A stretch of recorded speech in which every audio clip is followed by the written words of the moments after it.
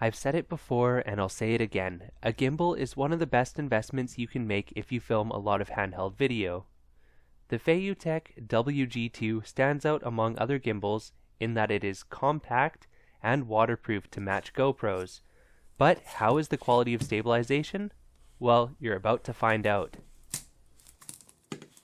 The WG2 comes packed with a neoprene soft case, a micro USB charging cable, and an adapter for other sizes of cameras.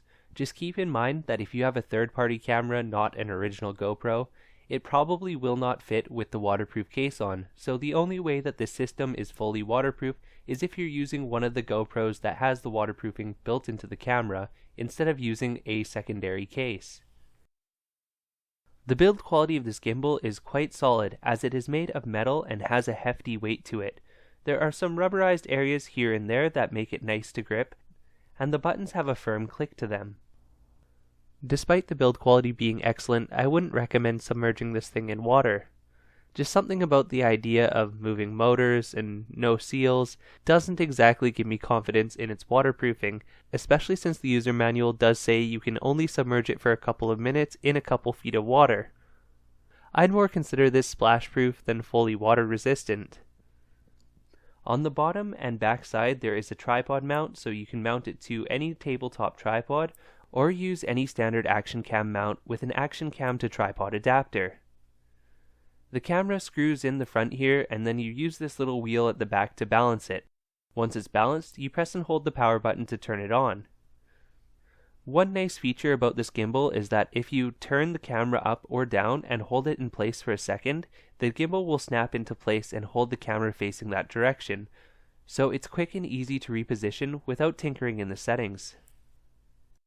The quality of stabilization that this gimbal produces is best complemented by action cameras that have their own built-in image stabilization, so something like the Firefly 8S or the DJI T5 Edge would be a good camera to use on this.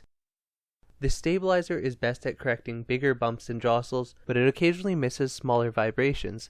I don't think it's as good as some of the Zhiyun stabilizers I've seen out there, such as the Smooth Q or their own clone of this, but the thing is that the Zhiyun copy of this kind of gimbal is not waterproof, and it's also more expensive. So you do get what you pay for to an extent. The stabilization on this one is pretty good at more of the major bumps and jostles, but it doesn't correct for some micro stuttering, and there are certain situations where a gimbal stabilizer like this will not work at all. So for example, if you mount this gimbal stabilizer on your bike handlebars, it's not going to be able to correct the bouncing up and down that is so common on a mountain bike. However, if you have it mounted on your helmet or your chest, where your body is correcting most of those up and down bounces, the stabilizer will do a far better job. Where I find the stabilizer most effective is for handheld walking videos. I've been using the stabilizer on and off for the last 2 weeks while traveling, and when I'm going back through the videos, I can definitely tell when I was using the stabilizer and when I was not. And I definitely think once I upload some of those travel videos, you will be able to tell too, because the difference is fairly dramatic. I would also highly recommend checking out the Zhiyun Rider M 3-axis gimbal, which is the competitor to this one.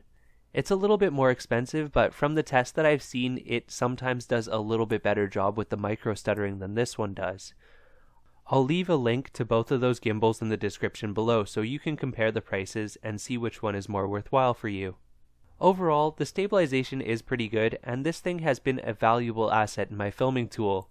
You do have to keep in mind what it can and cannot do, and you do have to adjust your film style a little bit, but once you get used to filming with it, video that you take will be so much smoother. It's kind of crazy how big the difference is.